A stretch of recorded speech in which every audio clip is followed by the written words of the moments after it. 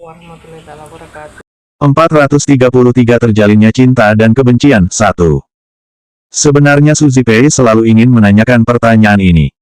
Su Zipei ingin menanyakannya pada saat kuliah.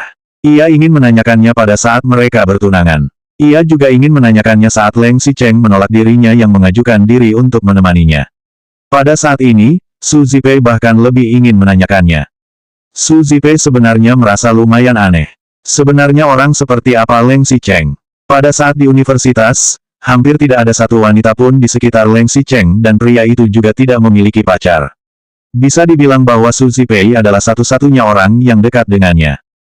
Selama 3 tahun ini, meskipun terus ada wanita di sisi Leng Xicheng, setiap wanita tidak ada yang bersamanya untuk waktu yang lama. Selain itu, masih ada analisis di majalah bahwa setiap pasangan wanitanya agak mirip. Misalnya, setiap pasangan Leng Xicheng memiliki rambut panjang sedikit keriting dan figur tubuh ramping. Mereka juga tidak memiliki wajah gila seperti selebriti sosial media, tetapi sedikit bulat dan halus seperti biji melon. Semuanya sangat mirip dengan Su Zipei. Bahkan, Gu Qingqing termasuk juga seperti itu. Suasana hati Su Zipei menjadi sedikit kacau begitu teringat tentang Gu Qingqing. Pada saat itu, ibunya menjadi pembantu di rumah pamannya dan ia juga sering datang membantu. Dalam kesannya, Gu Qingqing adalah orang yang pendiam dan bahkan tidak banyak bicara. Adik Su Zipei, Su Zijin, tidak menyukainya dan sering mengganggunya. Su Zipei masih akan membantunya bicara. Namun, tanpa disangka, Su Zijin melakukan segala cara untuk memisahkan Gu Qingqing dan Ni Zining. Hingga pada akhirnya, Gu Qingqing menikah dengan Leng Xicheng. Su Zipei tahu Leng Xicheng telah menikah. Agak aneh jika bertanya padanya apakah Leng Xicheng telah memiliki seseorang yang disukainya. Tetapi, Su Zipei melihat komunikasi Leng Xicheng yang tidak dingin dan tidak hangat dengan Gu Qingqing serta melihat wanita seperti Chen Wenji yang pernah menjadi pasangan wanita pria ini sebelumnya. Bisa dibilang bahwa Su Zipei penasaran dan hal itu terbilang wajar. Atau, bisa juga dibilang bahwa ia masih belum sepenuhnya melepaskan perasaan masa lalunya dan itu juga tidak apa-apa. Su Zipei hanya ingin menanyakannya saja. Leng Xicheng melirik Su Zipei dengan acuh tak acuh. Awalnya ia bersiap untuk minum kopi. Tangannya yang telah mencapai samping bibirnya malah membeku, kemudian ia perlahan-lahan meletakkan cangkir kopi. Pria itu malah berbalik dan bersiap untuk pergi. Su Zipei tidak menyangka bahwa Leng Xicheng bahkan tidak mau repot-repot menjawab pertanyaannya. Ia merasa agak malu dan bahkan mendadak lebih impulsif untuk mengeluarkan segalanya. Su Zipei segera berbalik dan memanggil, Xicheng. Ketika kata-kata itu sampai di ujung mulut Su Zipei, ia juga tidak tahu harus bagaimana mengatakannya dan ia sudah menarik kembali suaranya setelah memanggil namanya. Langkah kaki Leng Xicheng terhenti. Ia berbalik, melirik Su Zipei dengan tajam, dan bertanya tanpa sungkan, kamu ingin menjadi orang ketigaku. Ketika Leng Xicheng mengatakan itu, ia masih sedikit mengangkat bibirnya dan menunjukkan sebuah lengkungan yang berniat bermain-main, seperti sedang bercanda dan juga seperti sedang provokasi. Su Zipei tercengang dan segera menggelengkan kepalanya. Status dan keluarganya tidak memperbolehkannya menjadi seperti itu. Pengajarannya dan pandangannya juga tidak memperbolehkannya melakukan hal tercela seperti itu. Leng Xicheng menoleh kembali lagi dan terlalu malas untuk mengatakan apapun pada Su Zipei. Ia tidak ingin terikat dengan masalah ini sehingga ia segera pergi. Su Zipei bertanya lagi, jadi, benar-benar telah ada seseorang di hatimu. Kali ini, Leng Xicheng tidak berbicara lagi dan segera berjalan keluar dari ruang rapat. Ketika Leng Xicheng melangkah dan pergi, Su Zipei menggelengkan kepalanya sedikit. Ia malah melihat pena yang Leng Xicheng tinggalkan di meja kantornya. Saat Su Zipei mengambilnya, ia melihat bahwa pena ini merupakan logo yang ia rancang sendiri. Kalau begitu, sebenarnya apa yang dia pikirkan di dalam hatinya? Su Zipei memegang pena itu dan sedikit mengernyit. Sementara itu, angin laut bertiup di luar dan membelah langit malam. Leng Xicheng berjalan sepanjang jalan menuju gedung utama. Ia mengangkat kepalanya dari kejauhan dan melihat ke arah ruangan Gu Qingqing, seolah-olah lampunya masih menyala. Pendar lampu yang menyala membuat tatapan mata Leng Xicheng langsung menjadi lembut. Sepertinya, tidak peduli berapa banyak kesulitan pun, itu tidak akan cukup untuk menghentikan langkah kakinya. Mengapa Leng Xicheng harus memberitahu Su Zipei tentang dunia percintaannya?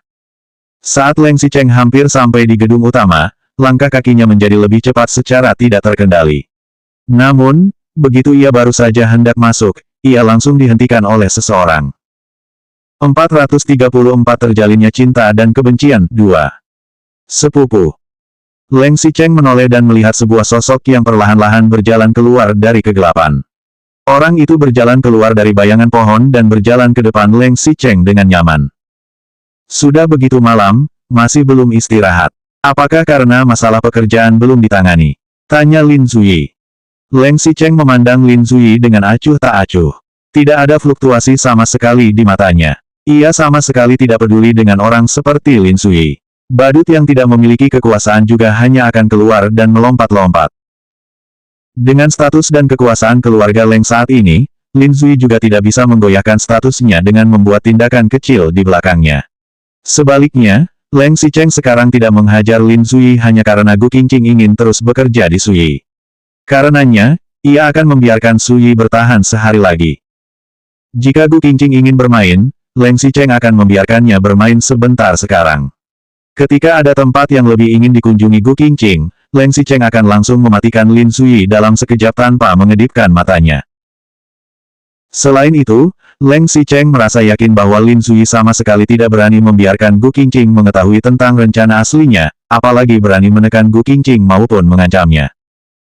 Leng Xicheng melirik Lin Zuyi, kemudian segera berbalik dan pergi. Meskipun ia tidak mengatakan apapun, ia telah menunjukkan semua emosi bahwa ia memandang rendah Lin Zuyi. Saat Lin Zuyi melihat Leng Xicheng pergi, ia juga tidak mengatakan apapun. Ia hanya berpikir, apakah Leng Xicheng benar-benar mengira aku hanya memiliki sumber-sumber ini di tanganku? Harimau tidak akan melihat ular yang ada di bawah kakinya. Tetapi, harimau tidak tahu bahwa satu gigitan dari ular berbisa itu sudah cukup mematikan. Terlalu merendahkan orang lain dan terlalu arogan itu akan membawa kerugian dan penderitaan. Meskipun Leng Xicheng kembali ke hotel, ia tetap tidak bisa merasa damai. Baru saja ia memasuki pintu, ia langsung dihentikan oleh sekretaris Cheng. Selain menyerahkan naskah besok kepada Leng Xicheng, sekretaris Cheng masih memberitahunya, Tuan Leng, setelah Anda mengumumkan bahwa Anda akan menjadi bintang iklan sendiri, berita itu mendapat respon kuat dari luar hari ini. Masih ada media yang mengatakan bahwa mereka ingin datang untuk mewawancarai Anda. Pada umumnya, untuk mempromosikan produk dan bintang iklan, media akan diatur untuk datang wawancara. Hal ini dimaksudkan untuk membangkitkan rasa penasaran publik dan mempertahankan popularitas produk. Leng Xicheng sedikit mengernyit dan hanya mengatakan, tidak ada waktu. Sekretaris Cheng kehilangan kata-kata, tapi, Tuan Leng, orang media itu telah sering bekerja sama dengan grup Leng kita. Sebelumnya mereka juga pernah datang menguji Anda dan Anda setuju untuk menerima wawancara dari mereka. Saat itu Leng Xicheng memang telah setuju, tetapi itu karena ia tidak tahu bahwa Gu Qingqing juga berada di sana. Ia juga tidak keberatan untuk membuat sedikit skandal saat itu dengan tujuan untuk mempromosikan produk. Tetapi, Gu Qingqing keberatan. Leng Xicheng tidak ingin lagi menyakiti dan menarik perhatian Gu Qingqing melalui segala macam skandal. Ia hanya ingin menyelesaikan iklan sialan ini dengan cepat sekarang, kemudian membujuk Gu Qingqing untuk meninggalkan Su Yi dan fokus mengandung hingga melahirkan bayi di rumah. Aku yang presiden atau kamu yang presiden? Kapan jadi giliranmu untuk membuat keputusan? Potong Leng Xicheng. Leng Xicheng melirik sekretaris Cheng dengan marah dan terlalu malas untuk mengatakan lebih banyak. Ia mengambil naskah dan keluar. Lalu, ia segera turun ke lantai bawah dari tangga pengaman. Leng Xicheng menggesekkan kartu kamar Gu Qingqing dan begitu terbuka, kamarnya gelap. Ia pun berpikir, dia harusnya sudah tidur, kan? Leng Xicheng baru saja berjalan ke dalam 2 langkah. Gu Qingqing memeluk selimut, tiba-tiba bangkit, dan duduk di kepala tempat tidur dengan rambut kacau sambil bertanya, kamu sudah kembali? Leng Xicheng menanggapi dengan singkat. Leng Xicheng berbalik, berjalan ke kamar mandi, dan mandi dengan sederhana. Ketika ia membuka pintu kamar mandi, ia baru mendapati bahwa lampu kamar tidur di luar masih menyala. Gu Qingqing mengenakan piyama, duduk bersandar di kepala tempat tidur, dan sepertinya sedang menunggunya. Leng Xicheng menoleh dan melihat jam di dinding. Waktu sudah menunjukkan pukul 1.30. Ia mengulurkan tangannya dan mematikan lampu dan bertanya dengan suara agak tegas, buat apa kamu bangun? Kegelapan kembali melanda ruangan itu. Leng Xicheng dengan cepat mengganti pakaiannya, membuka selimut, dan berbaring berdampingan dengan Gu Qingqing. Selanjutnya bab 435 terjalinnya cinta dan kebencian 3.